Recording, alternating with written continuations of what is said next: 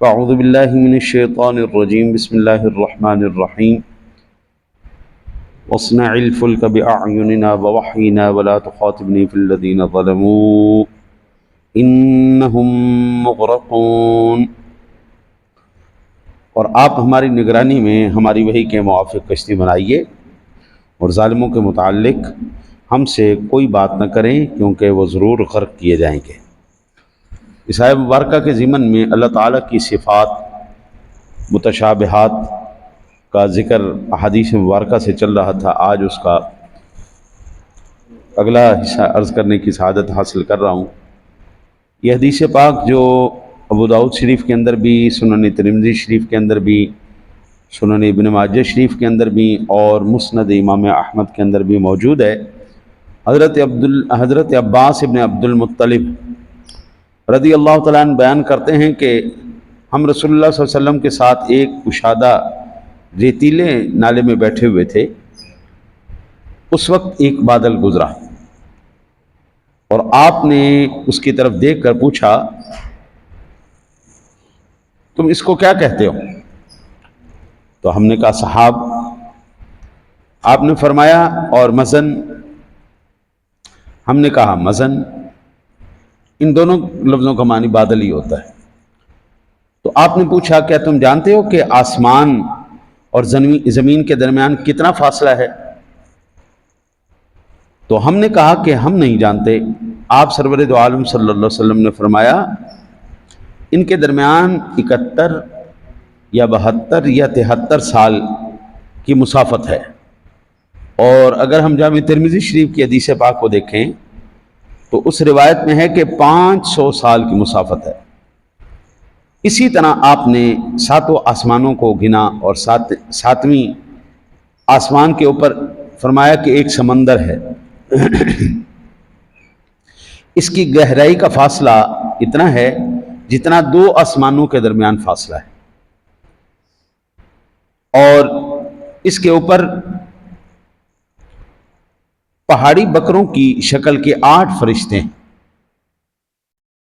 پہاڑی بکروں کی شکل کے، یہ خاص ان کے سینگ والے بکرے ہوتے، اور ان کے کھروں اور گھٹنوں کے درمیان اتنا فاصلہ ہے جتنا 2 آسمانوں کے درمیان فاصلہ ہے، اور پھر ان کی پشتوں کے اوپر عرش اور اس کے نچلے حصے اور اوپر کے حصے کے درمیان اتنا فاصلہ ہے جتنا 2 آسمانوں کے درمیان فاصلہ ہے۔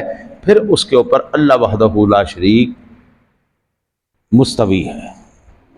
الرحمن علی العرش استوی، وہی رحمان جو عرش پر مستوی ہوا۔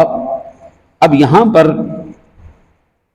سادہ سا جواب یہ ہے کہ اللہ کیسے اس عرش پر مستوی ہے، اس عرش پر ہے، تو ہم اس کا سادہ سا جواب دیں گے اپنی شان کے لائے، اپنی شان کے لائے۔ حضرت انس بن مالک رضی اللہ تعالیٰ عنہ بیان کرتے ہیں کہ نبی اکرم صلی اللہ علیہ وسلم نے فرمایا لوگوں کو جہنم میں ڈالا جائے گا اور جہنم یہ کہے گی کہ کیا کچھ اور ہے، حل من مزید، حل من مزید۔ پھر اس میں اللہ وحدہ لا شریک اپنا قدم رکھ دے گا، پھر وہ کہے گی بس بس بس بس بس۔ یہ صحیح بخاری شریف کی حدیث پاک۔ اور اس کا قدم کیسا ہے اور اس قدم سے اللہ تعالیٰ کی کیا مراد ہے، تو ہم یہ کہیں گے جی یہ اللہ کی ذات ہی بہتر جانتی۔ اب میں آپ کو عرض کروں، صحابہ کرام کی ذوات گرامیہ ہوں، تابعین ہو، تبع تابعین ہو، فقہا ہوں، مجتہدین ہو، تمام متقدمین علماء کرام کا یہی نظریہ تھا کہ قرآن و حدیث میں اللہ تعالیٰ کی جن صفات متشابہات کا ذکر ہے وہ سب اللہ تعالیٰ کے لیے ثابت ہیں، اور اس کی کوئی صفت مخلوق کی کسی صفت کے مشابہ نہیں ہے۔ اور اس صفت سے کیا مراد ہے وہ اللہ تعالیٰ ہی بہتر جانتا۔ میں آپ کو عرض کروں، ہمارے جو پچھلے آبا لوگ تھے، بڑے تھے نا، ہمارے باپ دادا جو جتنے بھی تھے، وہ علم میں اتنے زیادہ نہیں تھے لیکن ایمان کے بڑے پختہ تھے۔ ہمارے بڑے باپ دادا اجداد یہ حضرات ایمان کے مضبوط لوگ، علم میں کم لوگ تھے، لیکن آج کا دور الٹا ہو گیا۔ آج کے دور میں ہر اس کی وجہ کیا، ان کی کامیابی کی وجہ کیا تھی؟ ان کو جب بھی کوئی مسئلہ درپیش آتا تھا وہ علماء کے پاس جاتے تھے، پوچھتے تھے، عمل کرتے تھے، اللہ اللہ خیر سے۔ یہ علمی ابحاث کو وہ سارے کے سارے علماء کے اوپر چھوڑ دیتے تھے، علماء ہی ان تمام ابحاث کو حل کیا کرتے تھے۔ اب المیہ یہ ہو چکا ہے، اب المیہ یہ ہو چکا ہے، جہالت کے پہاڑ کھل چکے ہیں علم کے نام پر، علم کے نام پر جہالت اتنی عام ہو چکی ہے، اب یہی نہیں سمجھ میں آتی اس قوم کو کہ کس پر اعتراض کیا جانا ہے، کس پر اعتراض نہیں کیا جانا، کون سا سوال ہے جو پوچھا جائے گا، کون سا سوال ہے جو نہیں پوچھا جائے گا۔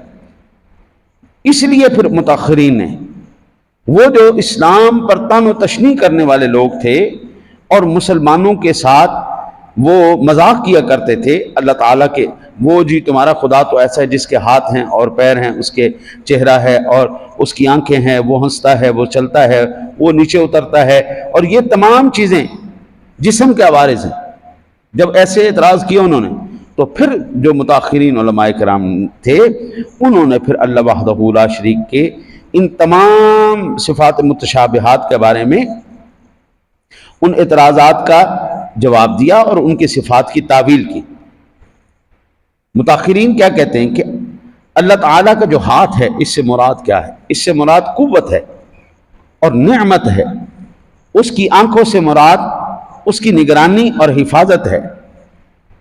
کشف ساق یعنی پنڈلی کھولنا، پنڈلی کھولنا، وہ کہتے ہیں پنڈلی کھولنے سے مراد قیامت کی شدتیں اور ہولناکیاں ہیں۔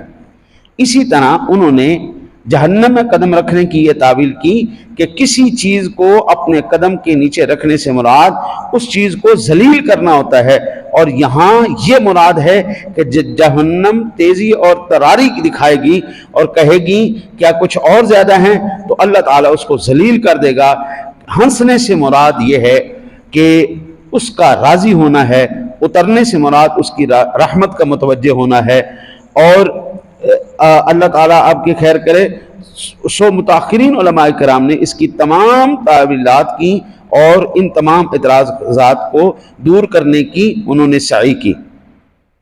فجزاہم اللہ تعالی عنا وعن سائر المسلمین خیر الجزاء۔ ہاں جی، حضرت شیطانی وسوسوں کا کوئی بھی جواب نہیں۔ اللہ سے دعا ہے اللہ تعالیٰ اپنے حبیب کریم علیہ الصلوۃ والتسلیم کا صدقہ آپ کو مجھے عمل کی توفیق